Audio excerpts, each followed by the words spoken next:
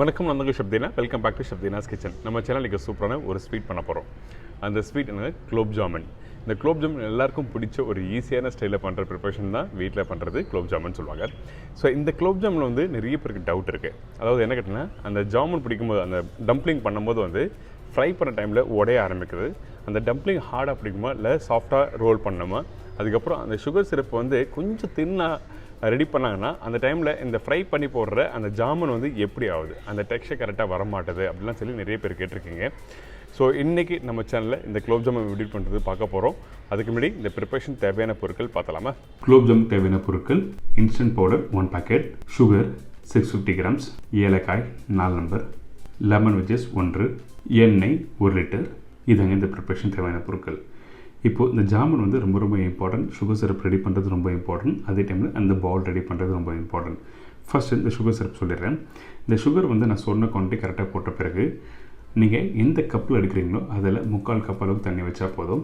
தண்ணி அதிகமாக ஆனாலும் வந்து என்ன கேட்டிங்கன்னா, உங்களுக்கு அந்த பால் வந்து ஃப்ரை பண்ணி போட்ட பிறகும் வந்து அந்த ஜாமுன் வந்து கொஞ்சம் நல்லா லூஸ் ஆகிடும். லூஸ் ஆனால் உங்களுக்கு வந்து அந்த ஜாமுன் சாப்பிட்ற மாதிரி இருக்காது.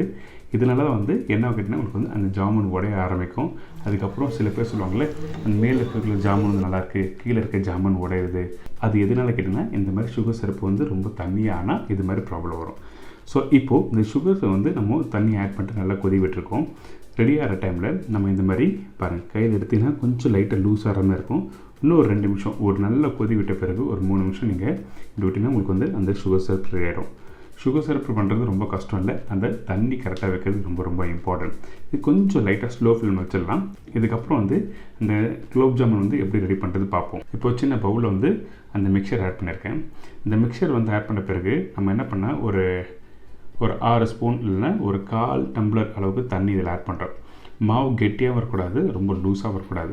அதே டைமில் கெட்டியாக இருந்தால் சம்டைம் வந்து என்னென்னா நீங்கள் ஃப்ரை பண்ணும்போது கண்டிப்பாக வந்து அந்த வெடிக்க ஆரம்பிக்கும், நல்லா உடஞ்சி போகிற மாதிரி ஆகிடும். அதனால் கொஞ்சம் லூஸாக வச்சுட்டு நீங்கள் நல்ல மாவு நல்லா பிசைஞ்சு எடுத்துருங்க. இந்த ஜாமுன் வந்து ஒன்று மில்க் பவுடர் வச்சு பண்ணுவாங்க, இது மாதிரி இன்ஸ்டன்ட் பவுடர் வச்சு பண்ணுவாங்க. இது நாங்கள் ஹோட்டலில் பண்ணும்போது என்னென்னா பிளெயின் கோவா அதுக்கப்புறம் மைதா ரெண்டுத்தையும் மிக்ஸ் பண்ணி தான் வந்து நம்ம பண்ணுவோம். ஆனால் நிறைய பேர் வந்து இன்ஸ்டன்ட் மிக்ஸ் பவுடரில் வந்து எப்படி பண்ணுறது, உடையாமல் வரணும்னு சொல்லி தான் நிறைய பேர் கேட்குறாங்க. அதனால தான் இன்றைக்கி நம்ம பண்ணுறோம். இப்போ இந்த மிக்சர் ரெடி ஆகிடுச்சு. அதிகபட்சம் ஒரு 4 நிமிஷம் இல்லை ஒரு 5 நிமிஷம் கொஞ்சம் ஊற விடுங்க. நல்லா மிக்ஸ் பண்ணிவிட்டு கொஞ்சம் நல்லா சாஃப்டாக இருக்கணும், கையில் டைட்டாக இருக்கக்கூடாது. திருப்பி சொல்கிறேன், டைட்டாக இருந்தால் உங்களுக்கு வந்து அந்த ஜாமுன் வந்து ஆயிலில் ஃப்ரை பண்ணும்போது உடையும். ஸ்டெப் 1 இது. அதுக்கப்புறம் அந்த மிக்ஸ் ரெடி பண்ணி முடித்த பிறகு நீங்கள் அந்த மாவு நல்லா சேருங்க. நல்லா சேர்த்த பிறகு நல்லா மாலிஷ் பண்ணணும், ரொம்ப இம்பார்ட்டன்ட். மாலிஷ் பண்ணால் உங்களுக்கு வந்து என்ன வேணால் உங்களுக்கு நல்லா சாஃப்டாகும் அந்த டோ. இப்போ ரெடி ஆகிடுச்சு. இதுக்கப்புறம் சின்ன சின்ன பால்ஸாக நம்ம வந்து இப்போ பிடிச்சி காமிச்சிடலாம். ஃபஸ்ட்டு அந்த ஒரு சின்ன பவுல்லையோ இல்லை வீட்டில் ஸ்டீல் டேபிள் இல்லை மார்பிள் டேபிள் இது மாதிரி உடன் டேபிள் என்ன இருந்ததுன்னா நல்லா மாலிஷ் பண்ணிட்டான். மாலிஷ் பண்ணிவிட்டு உங்களுக்கு இப்போ வித்தியாசமே தெரியும். நல்லா மாலிஷ் பண்ணி முடித்த பிறகு உங்களுக்கு வந்து எப்படி இருக்குன்னு காமிக்கிறேன் பாருங்கள். நல்லா சாஃப்டாக இருக்குது பார்த்தீங்களா? இதே வந்து அந்த மாலிஷ் பண்ணாத அந்த மாவு பார்த்திங்கன்னா உங்களுக்கு வந்து பால் பிடிக்க வராது. அதனால் நல்லா மாலிஷ் பண்ணணும். சில பேர் என்ன சொல்லுவாங்கன்னா, அந்த பாலை ஜஸ்ட் லைட்டாக மிக்ஸ் பண்ணிவிட்டு ரவுண்டாக பிடிச்சி போட்டால் மட்டும் நல்லா வந்துடும் சொல்லுவாங்க. ஆக்சுவலாக அப்படிலாம் இல்லை. பிளெயின் கோவா அதை வச்சு பண்ணும்போது வந்து சில பேருக்கு வராது. அதனால தான் கரெக்டான ப்ராப்பரான விஷயமா நான் சொல்கிறேன். இப்போது இது மாதிரி சின்ன சின்ன பால்ஸ் வந்து நீங்கள் ஃபஸ்ட்டு ரோல் பண்ணி நம்ம எடுத்து வச்சுக்கலாம். இப்போ இந்த பால் ரெடி பண்ணுறது இப்போ நான் சொல்ல போகிறேன். ரொம்ப ரொம்ப இம்பார்ட்டன்ட். இந்த பால்ஸ் எப்படி ரெடி பண்ணுறேன் பாருங்கள். ஃபஸ்ட்டு வந்து உள்ளங்கையில் வந்து இந்த பால்ஸ் வந்து நீங்கள் வந்து நல்லா உள்ளே வச்சுருங்க. நல்லா அழுத்தி ப்ரெஸ் பண்ணி ரோல் பண்ணணும்.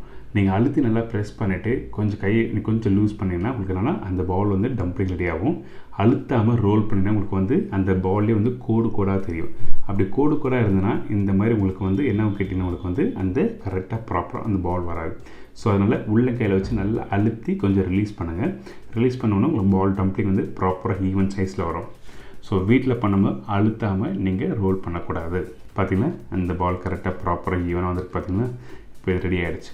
இதுக்கு பிறகு லைட்டாக ஒரு கோடு மாதிரி இருந்தால் கண்டிப்பாக என்னன்னா நீங்கள் ஃப்ரை பண்ணும்போது வந்து கண்டிப்பாக உடஞ்சிரும். இப்போ ஒரு சின்ன வித்தியாசம் சொல்கிறேன் பாருங்கள். இப்போ இந்த பால்ஸ் ரெடியாக இருக்குது. 2 பாலும் ஒரு சின்ன விரிசு கூட இல்லை. இப்போ ரெடியான பாலை இப்போ நான் என்ன பண்ணுறேன்னா இப்போ உடைக்கிறேன். உடைச்சிட்டு ரஃப்பாக ரோல் பண்ணுறேன். ரோல் பண்ணிவிட்டு இப்போ உங்களுக்கு தெரியும் இதோட ஃபினிஷிங் வந்து இப்போது ப்ராப்பராக இல்லை. இந்த பால் அதாவது கீழே இருக்க பாலும் மேலே இருக்க பாலும் உங்களுக்கு தெரியும். ஃபினிஷிங் இல்லாமல் இப்போ நான் ஃப்ரை பண்ணுற ஆயிலில் போடும்போது ரொம்ப இம்பார்ட்டன்ட், ஹை ஃப்ளேமில் இருக்கக்கூடாது. எண்ணெய் ரொம்ப ஸ்லோ ஃப்ளேமில் வச்சுட்டு அந்த சூடும் ரொம்ப அதிகமாக இருக்கக்கூடாது. நீங்கள் போட்டிங்கன்னா உங்களுக்கு வந்து அந்த ஸ்லோவாக அந்த டம்ப்ளிங் அதாவது அந்த குலோப்ஜாம் வந்து ஸ்லோவாக மேலே எழும்பணும். நீங்கள் எழும்பும் போது உங்களுக்கு வந்து அந்த குலோப்ஜாம் வந்து நல்லா உள்ள வேகம். இப்போ பாருங்கள், இப்போ இந்த 3 பால் ரெடி பண்ணியிருக்கேன். நம்ம ரஃபாக ரோல் பண்ண பால் தான் இப்போ காமிச்சிருக்கேன். நல்லா ப்ராப்பராக ரோல் பண்ணது வந்து உடையில, ரஃபாக ரோல் பண்ணது வந்து உடையுது. இப்போது இந்த டம்ப்ளிங் வந்து ஸ்லோ ஃப்ளேமில் நல்லா கொஞ்சம் கோல்டன் ப்ரௌன் கலர் வரணும். அதாவது கொஞ்சம் லைட்டாக எல்லோஷ் கலர் வர மாதிரி இருக்கும். அந்த டைமில் எடுக்கக்கூடாது, கொஞ்சம் டார்க்காக ஆகிற மாதிரி ஆகும். இதே நல்லா ஃப்ரை பண்ண காலா ஜாமுன் இதே வந்து இந்த மாதிரி கலர் எடுத்து நல்லாயிருக்கும். இப்போ அது வித்தியாசம் தெரியுதுல்ல, நல்லா ரோல் பண்ணதுக்கும் ரோல் பண்ணாததுக்கும் வித்தியாசம் இப்போ காமிச்சல. இதேமாதிரி இப்போ ஃப்ரை பண்ணி எடுத்த பிறகு ஒரு சின்ன பவுலில் போட்டுருங்க. அதுக்கப்புறம் ஒரு 2 நிமிஷம் விடுங்க. 2 நிமிஷம் விட வேண்டாம், 1 நிமிஷம் விட்டால் போதும். அதுக்கப்புறம் நம்ம ரெடி பண்ணி வச்சுருக்க அந்த சுகர் சிரப் இருக்குல்ல, கொஞ்சம் லைட்டாக வார்மாக தான் இருக்குது. அந்த டைமில் ஏலக்காய் லைட்டாக உடச்சி போடுறேன்.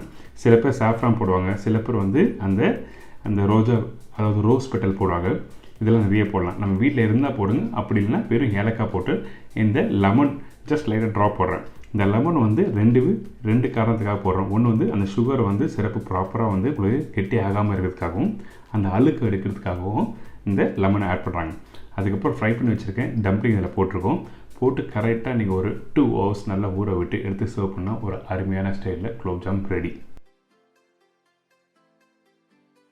ஏன்னாங்க இப்போ இந்த ஜாமுன் எப்படி பண்ணுறது எல்லாருக்கும் ஈஸியாக செஞ்சுருக்கோம். கண்டிப்பாக வீட்டில் ட்ரை பண்ணி பாருங்கள். இதே மாதிரி நாளைக்கு இன்னொரு சூப்பரான ரெசிபி சந்திக்கிறேன். அதுவரை உங்கள் இடமிருந்து விடைபெறுவது உங்கள் chef Deena. See you, bye bye, take care.